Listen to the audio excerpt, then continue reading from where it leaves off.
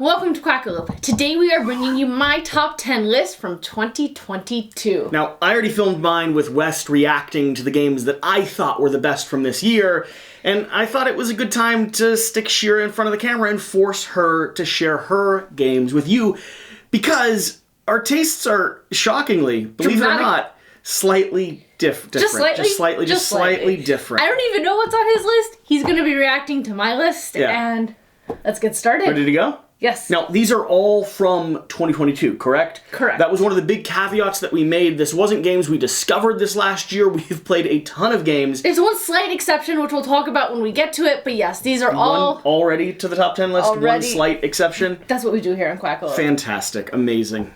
Okay, what are we starting with? We are starting... Your number 10 game of the year. Ark Nova. Ark Nova. Yes. Shira, you do not want to watch a little video I call Top Disappointments of the Year. I don't, because I really like Ark Nova. Everyone compares it to my favorite game of all time, which is Terraforming Mars. And while I love Terraforming Mars, I do not agree with the comparison. I think they are dramatically different, and I like Ark Nova for what it is doing. I like the 2-point tracks that are trying to get them to meet each other. I like what you're doing in your zoo. I like all the animals. I like all the symbols. I like the points. I like the Euro nature of it. The card I like play what it does. Is amazing in it. And do you know what's coming out next year? What's coming out next year? An Aquamarine Ark Nova. Really? Yes. I think I saw advertisements for that, and fans were making their own version of the cover, I believe. Yeah, no, I saw it. It's in 2023. I was doing my research, and I'm super excited for that for next year. Interesting. Is it like Ark Nova Below the Sea or something like that? Something like that. Beyond the Horizon. I totally understand why this is at number 10 on your list. I like it. Totally understand. For someone who likes Euros, for someone who likes point generation, and who likes stinkiness and crunchiness, this was there, and it was a really pleasant surprise. I'm sad we haven't played it as much as I want, but that's because he doesn't like it as much as me. I like it quite a lot. I like it quite a lot. You'll list? have to watch the disappointment to get context for why it was on there. It is not as simple as I don't like it. Okay. I like it quite a lot. Number 9. What's number 9? Is going to be a little gem that we have This isn't even open. I know, that we have not had a chance to open up yet. How can it be on your list then, Shira? Because we played it in prototype form numerous times. How many times? I don't remember, but it was a lot. We played off camera multiple times just because it was fun and we enjoyed it. This is Encyclopedia, and you are basically creating an encyclopedia of different birds, and you are researching them. Other animals. Other animals too. You're right though, birds are the only important. That's fair. You are right. You're encyclopediaing birds, animals, lots of things, and you are also, it's a point generation game. You're doing this research, and it has really interesting mechanics, and the action selection, you roll dice, but you can use other people's dice and get incentives, and they get an incentive when you use their dice, and so you kind of want to use their dice, and you're thinking, I really like this one. It was a surprise for me. This allowed you to build to a really satisfying Euro-style crescendo, right? Like the last few turns of the game are just hungry. Massive amounts of points. It's so fun. The set collection with the colors and all of that. You know, the real reason why this one isn't opened is because Shira's down in Florida at the moment, as some of you know, and it came in while she's been down there, and I did not think it was right for me to open it up without her here to unbox it with me. I'm so happy it'll happen.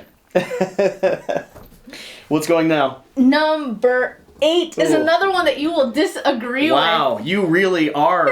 You should just watch my top 10 disappointment video, Shira. I'm hitting it out of the park. We're just getting all the check boxes. This is Marvel Dice Yes, Throne. it is. And I haven't played much other Dice Thrones, but Marvel Dice Throne is the game I take out when I just want to have a half hour to an hour of fun dice chucking and beating Jesse. Because no matter what he does, he cannot beat me in this game. Don't tell them that. They'll think I don't like the game just because I always lose. Yeah, that's right. Because you always lose. No matter what character he picks, I always beat him at this. And so that's a lot of fun for me. I like the dice chucking and the fact that you are pushing your luck and trying to get the right combination to generate the most damage against your opponent. Each character has slightly different synergies that feel very different, and I like the Marvel theme on top of it. I know they have season 1 and season 2 and the Santa versus Krampus. I just like the Marvel Dice Throne the best. Yeah. I like it the best out of the bunch. And you don't like the bunch very much. I do want to try Dice Spin Adventures. I do want to try that out some point. I'm still willing to give this game a try, and yet I have never found a version of it that I enjoy. It's in our permanent That's okay, collection. though, because I'm the wrong person in our group. Wes Todd played this with me. I was hoping he would join me in not liking it. He is happy and thrilled to play this with you, Shira. Oh, fantastic. He is 100% on board, which is good news for me, because it means you have a friend to play with. Yes, I do. And I'll go film more videos. Alright, what number are we up to? I think this is 6. This 7. is FlameCraft. And yes, this is a prototype box. I couldn't find our other box that we have. I have a feeling, because we still have a full deluxe pledge on the way, we gave it to a friend who came over to hang out with us. Like, I think we sent it home with like a family or something. Probably. But it doesn't help us film this video. This is FlameCraft by Cardboard Alchemy, and this is a delight. We've talked about it on the channel so much. You are a dragon wielder. You are going around to a bunch of different shops. You're also point generating, and you're getting coins, and you're making recipes, and you're collecting all these little ingredients. And the deluxeified version is fantastic, and it is now with Lucky Duck. And I can only say good things about this. I like all of the new shops. I like every single extra shop, because it makes every game feel slightly different, because you don't know what shop is coming out with different abilities. It plays well at different player counts. It is a good gateway game. It is a good heavy crunchy game. This is FlameCraft. Yeah, as this one has came in, we've sat down, we've played it tons off camera, and we just keep enjoying it more and more and more at this point. So, FlameCraft, it's really solid. Okay. The next one on my list is going to be Now or Never. And this came in way back in the beginning of the year, I believe. This has made you a diehard fan of Red Raven Games. It has. Yes. This is, and it's funny because I haven't had a chance to make you play the other ones Above of and the Below, series. Near and Far. But Now or Never, it really made an impression on me when we played it back in its prototype form, and then we played it in its final version, and I really like it. I don't always play it with the story, the campaign, those books, but I like the tableau. I don't know if it's a tableau that you're building, but your house. The fact that you're collecting all of those visitors. I'd say it's fairly tableau-esque, because you are triggering things as you're building it out. That is how you create your engine of resource generation from round to round. Yeah. And at the end of the game, that is what's going to get you all of your points. And you trade them in different combinations for the coins while you're going around this really cool board, adventuring, fighting monsters. I really enjoy the fighting the monsters. I took down some really hefty ones in our prototype filmed gameplay. Yeah, Now or Never. The world is beautiful, the setting is gorgeous, and it's got a really cool mechanics like in that house where you're trying to fill it up from top to bottom, and you're taking from a different tableau and putting it into your house. Yeah. And so I like it. Cool. Now or Never. Add it to the list. All right, what do you have next? We're getting closer and closer to number top 3. Yeah. What are you pulling? Next is Townsfolk Tussle. I'll And this is approve going of this to be one. no surprise to anybody. We've talked about this quite a bit. Yes. We had the prototype version in our collection for what feels like years now. Yeah. But everyone funny just because, received it this year. Yeah, it's funny because I was looking at the list of what came out this year, and I was like, really? Townsfolk Tussle came out in 2022. We've had it, and we've played it for so much longer than that. Because we kept playing the prototype copy that we had because it was that good. Townsfolk Tussle is essentially a boss battler. You are playing through a series of bosses throughout your game. You're collecting gear, you're upgrading your character, and each character has asymmetric powers and abilities, which I like. You're going around, and it's similar and comparable to Kingdom Death, where you're going around this board, and different terrain triggers different things, and you have to learn how each boss fights, because that is how you're going to take them down, and you have to hopefully get the help of your teammates, even though it's not really totally collaborative. Sometimes it is not. It has a degree of semi-cooperative in it. My vocabulary is just gone in Florida. For the record, Shira, as well. Yes. This one is also on my top 10 most anticipated for next year, because the expansion's going to be dropping moving into next year. I'm excited. It's going to be really good. It's going to be big. It's going to be the first time I think you can get your hands on it since this actual first print came in. And it's a small indie team, 3 incredible designers. Holy cow, they deserve all the success they can get. Yeah. All right, what's next? Next. What are we doing? Is going to be big box. Foundations. This one made of it Rome. this high on your list? This one made it this Shira, high. you just recently played it too. I know. I had a chance to play it a couple times. And so this is Foundation of Rome.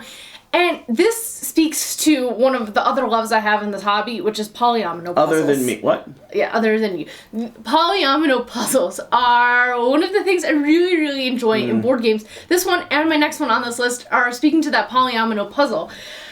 Foundations of Rome is a really cool game where you get this huge sheet of buildings and you and everyone else that you're playing with are going to be placing them out on the board. You're going to be grabbing location spots in Rome and having to compile them together into essentially a big enough plot to build your buildings, which is going to generate you your resources, your points, and everything that's going to help crescendo you and bring you to the top. It's lovely. It is also on a list that's coming out tomorrow, so it'll already be up there. The thumbnail. Which list? The thumbnail is this another one of your disappointments? No, Shira. The thumbnail for tomorrow's video is top 10 orgasmic games. And it is the most satisfying, the most deluxeified. Especially if you have and this is over there. This is on that list. It's a collection of games that have the best in the box setup, design, insert, all of it. Yeah, it's gorgeous. The way it all succinctly fits back together. The pieces themselves, I mean, people have washed them, have painted them. Yeah. We have the washed copy, and it's gorgeous. It's hit it out of the park. It's really good. It's really good. Okay. The next, number 2. No, this is actually number 3. Number 3. This is Planet Unknown, and this is also another polyomino puzzle. Interesting that this beat Foundations of Rome. It did. What was the deciding factor? Because I feel like this has a little... The strategery, right? Yeah, the strategery. No, yeah. I think it has a little bit more variability. Variability. Every single planet has a slightly different way that you are going up those tracks. And every single faction that you're running. Yeah, so you have a planet board and a faction board, and they combine in different ways. And so Planet Unknown, you essentially have this little rondelle. Not a rondelle. You have a little... It's a wheel. It's a lazy Susan. It's a lazy Susan in front of you with different pieces. And every single turn, it's the next person's to pick a set of 2 pieces that they're going to choose polyomino piece from, and then everyone else around the table has to pick from that depot that's in front of them.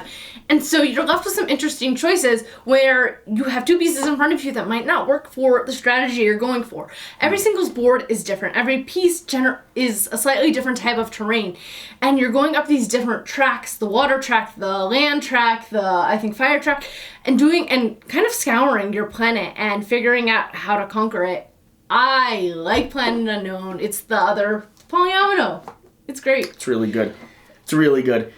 There's so many different lists that these games are included on. You've picked some great games, so they've hit a lot of stuff that needed to be talked about at the end of the year. Number 2 and number 1 are mainly this high because of the person who I play it the most with. You've been playing this with West? Yes, I have. Wow. This is Oathsworn, and this is if you don't know what Oathsworn is, you're living under a rock. Oathsworn is a campaign boss battling, dungeon crawling, narrative driven. I was just talking with West about this and letting people know that this is the game as soon as you're back here in Cleveland. We will finish this before diving into Frosthaven or anything else. We found the way that works for us to play it, going through that narrative book, and every single nemesis that you're coming up against is so cool, and the miniatures and the production quality. This is fantastic. This is on my top 5 campaign games, and campaign games and co-op games are usually not my thing, but I'm starting to get the hang of them. We're slowly seducing her. Yeah, you're fun to play with, and so you've made this a lot of fun. I like also the cooldown period with your cards. It's got a lot of good things for it. Yeah. So. This one's an incredible game. I was super happy to see how well their last Kickstarter did. Yeah. I cannot wait to see what else the team over at Shadowborn I'm hoping there's some expansions down the line. My number 1 game of this year is here. And my number 1 game of this year this is the one that has the most caveats. This game was not produced this year, but I discovered it this year. Some expansions, I think, came out this year. It does, of my very big technicality. Modules and stuff. I don't know about that. The digital version of Gloomhaven, and this has been the way that I have played the most games with Jesse while I've been down in Florida. We have a date night once, twice, 3 times a week where we hop on and we go through a bunch of different sessions. And I have fallen in love with Gloomhaven. We played 5 or 6 sessions of Jaws of the Lion back in the day. Yeah. But we've always enjoyed it. It's just been very hard to table. And so the fact that the game sets it up and runs it for you, and all you have to do is go in there and have fun, and the graphics are so immersive, and the storytelling and the characters, I like it a lot, and it's gotten me really excited to play Frosthaven. Frosthaven is one of the ones that, like, I regret not having had a chance to play yet this year, but it just arrived and I've been gone. I know, there's some things that are not on your list. Crimson Scales and its expansion, and I like this world, I like the cards, and I'm excited for Rove that's coming up, and so my number one game from this year is the digital version of Gloomhaven because of all the fun memories I have. Do you know how long it took us to get through the first scenario? Oh, no, don't tell them about that. That was horrible. Like 25 hours in. You should make a Flocking Friday just about that. Yeah. We were 8 to 9 hours just on the first scenario. We had leveled up within the first scenario because of how much XP we had got. And we were still having a blast. Yeah. It made us want to come back. And so now, like, every few days I'll be like, hey, you want to go some Glooms? We even set it up and literally sit next to each other and play through the campaign. Yeah, we play in the same room. We will finish Gloomhaven because of that digital version of it. And I can't wait for them to I'm gonna wait till Frosthaven's on there to play. Maybe I was actually gonna say we might actually play through physical Frosthaven because we've loved digital Gloomhaven so much. I like the immersiveness of the digital version. We're never playing all of physical Frosthaven. I don't know what to tell you all. I'm sorry. I want to so bad. We're giving it to you guys. Go check out that other video. Tell me about that. We are giving away a copy of Frosthaven. We're gonna hopefully. I want to play through the digital version of Jaws of the Lion. Is there a Jaws of the Lion digital? There is. And the one that I would play through the physical version is Crimson Scales because they will never make that into a digital version. Sure, that's true. That's true. And I want to see all those classes. Expansion. I'm excited for Rove. Yeah. I just got the prototype in. There you have it. That is my top 10 list of 2022. 2023. 2022. 2023 is coming around the corner, and I cannot wait to see what it has in store. There's a lot. Sure, I just did the stuff coming up. Yeah.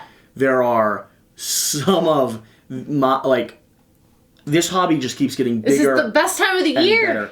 This is the best time. Wonderful time. No. This is the best time for our hobby. Yeah. The amount of IPs. Yeah. Thank you so much for being here. Whatever the case, whatever you do, remember to do the important thing. Get out and play some games. We'll see you next time. See you next time. Bye.